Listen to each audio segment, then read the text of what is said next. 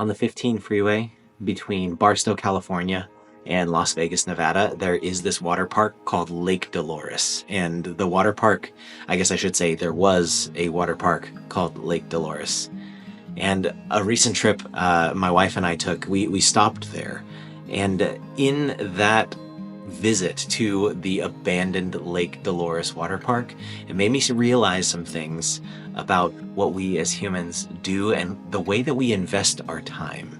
See, we love to build things. I think that since Genesis chapter 1 and Genesis chapter 2, it's built into our DNA, right? God creates us in his image to create things, to build, to rule over, to organize things. One of the first commands after obviously being fruitful and multiply is to take care of the garden, to name animals, to organize and do stuff with all of creation. And I think because of that, there's something in us that really wants to build something. We want to make a name for ourselves, maybe as part of it. That shows up in the Tower of Babel. Or maybe we just want to use our time to build something that will last. And going to this water park at Lake Dolores, it made me realize that the person who built that park probably had the same dream. Probably thought, man, I'm gonna make this great company. I'm gonna found a water park that people can stop at. It's in the middle of the desert on the way to Las Vegas. Lots of Southern Californians love going up the 15 to Las Vegas, and so there's gonna be a ton of traffic, and we're gonna build this amazing water park. There's a lazy river. There's a mountain where you can go down water slides. It's hot most of the year, and so people are gonna love the opportunity to dip into a swimming pool and cool off on their way to Vegas. And so this water park, when the person who built the water park imagined it, you have to think they sat through board meetings, they got investments, they built these things with hopes and dreams of what a great investment, what a great place this thing could be. Lake Dolores could be something on the map that people stop at to enjoy themselves. In its heyday, there are probably kids running around there laughing and playing and really enjoying themselves. Maybe there's a time where things were lucrative and maybe money was coming in, but eventually it had to close. Eventually the funding dried up, or maybe business decisions were made, or maybe an inheritance was passed off. I don't know the full story of the water park, but this thing that got built, this human impulse to build something that will last, to build something that could make a mark, eventually turns to burned out buildings, to graffiti, to grass growing through the concrete, to dry, dead land. Lake Dolores, I think, is what a lot of our human hopes and dreams look like. We want to build something that will last, and in doing so, eventually, all of those things that we build do come to dust. They do fall apart. And I'm not trying to be all depressing and sad. I mean, you just read through the book of Ecclesiastes if you want that, right? That everything we invest our time and energy in eventually is forgotten and swept by the wind and the sand and maybe even tagged on, like the stuff at Lake Dolores.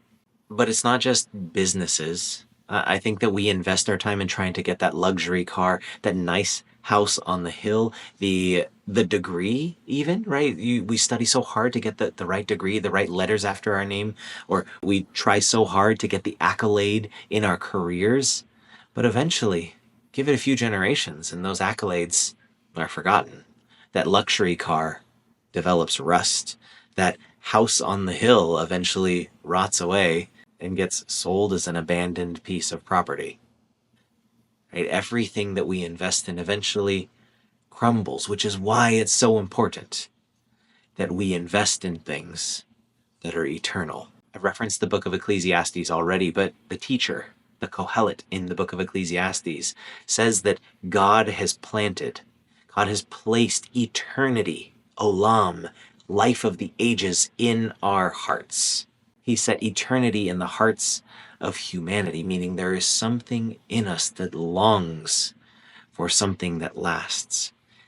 if you don't know what God's word says about humans, then you might be deceived into thinking that the best way to get eternity, to get the life of the ages into you, to get something that lasts, is to build a business or build a civilization or build a culture or start a movement or something like that that will last. But the Roman Empire eventually fell.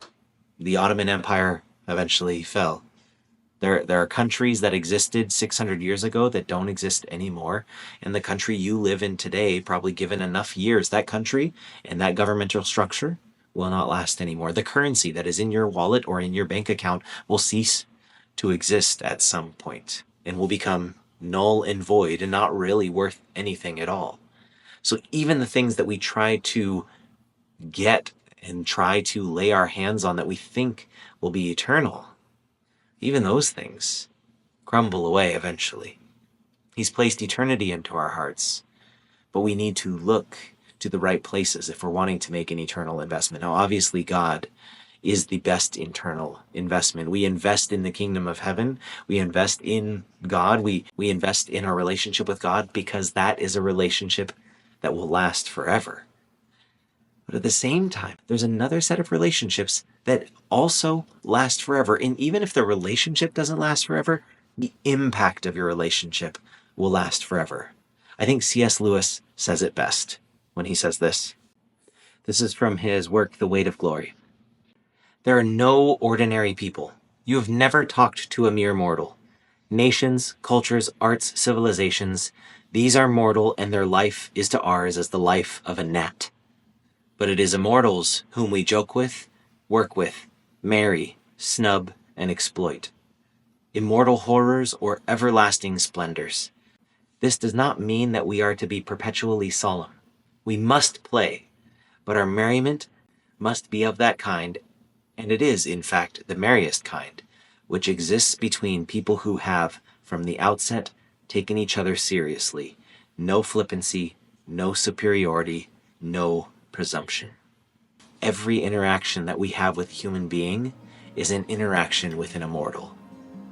And while you might think a water park in the desert, or a career, or a 401k, or even a country, or even an empire, or even a civilization, you might think that that is an eternal, long-lasting investment. But it is not a long-lasting investment if you are not investing directly into people. When you talk to a person, another human being, you are talking to immortal.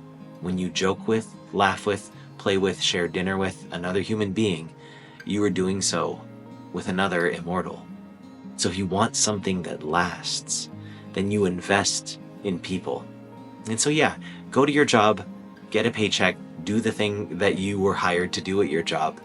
But know that job number one, if it is to be some sort of eternal impact, if you're looking on making something that lasts, investing in something that actually lasts, invest in your relationship with God that will last forever, and invest in people that will live forever. You've never interacted with a mere mortal.